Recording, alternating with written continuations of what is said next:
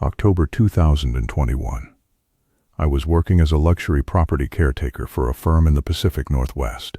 I had been at this specific estate, a massive concrete and glass structure tucked into the deep woods of the Cascade Mountains, for exactly 4 days when I found the first correction. I was standing in the master bathroom, brushing my teeth before bed, when I noticed a small yellow sticky note on the corner of the mirror. It simply said, "You forgot to floss the back left molar." I froze, the toothbrush still in my mouth. I lived alone.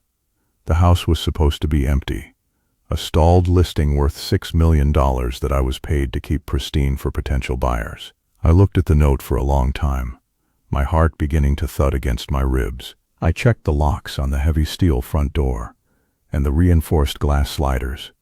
Everything was sealed. I told myself it was a prank from the previous caretaker, or maybe a weirdly specific note left by the staging crew. But deep down, I knew the handwriting looked fresh. The house was an architectural marvel, but it was a nightmare to navigate at night. It was designed with an open concept, meaning there were very few doors and a lot of dark, echoing spaces. The second sign that something was wrong happened the next morning. I walked into the kitchen to make coffee and found a bowl of cereal sitting on the white marble island.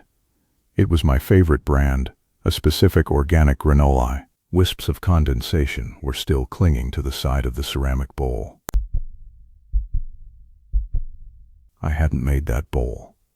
I hadn't even been in the kitchen yet. Someone had been in the kitchen, using my groceries, while I was asleep 30 feet away.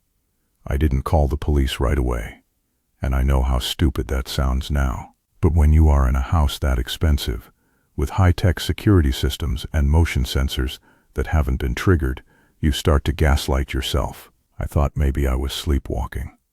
The stress of the isolation was getting to me, I told myself.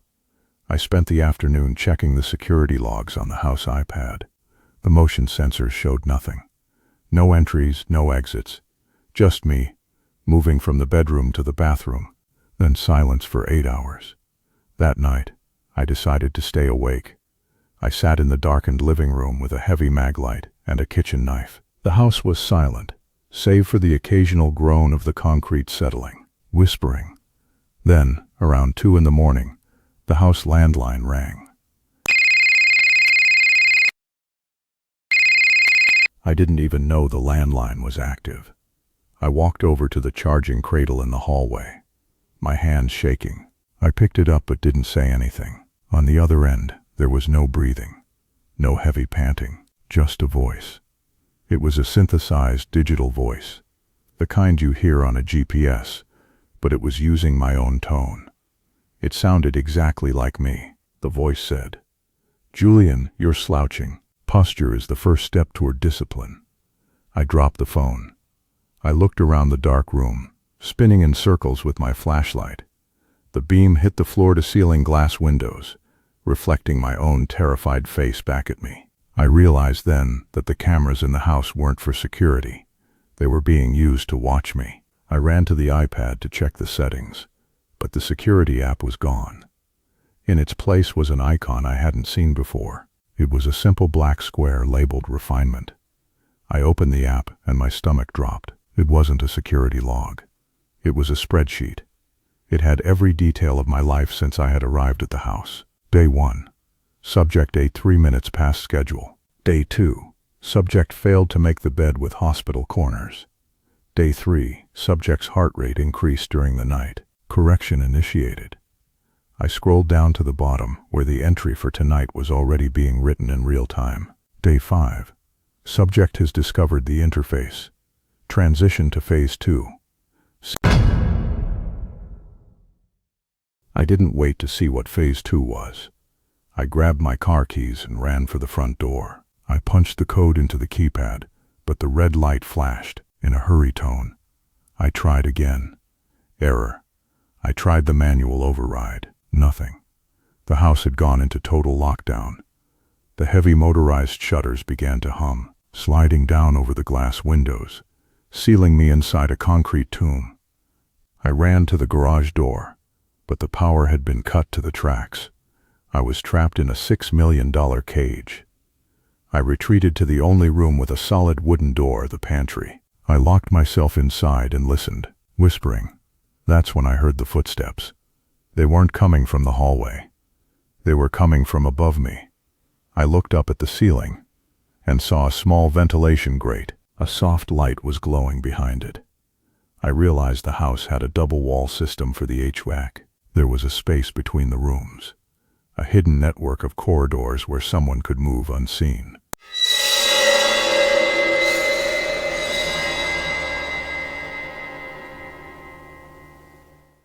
The grate began to unscrew from the other side. Panicked. I didn't have much time. I used my maglite to smash the latch on the pantry's small service elevator, a dumbwaiter used for bringing groceries up from the garage level. It was a tight fit, but I was thin.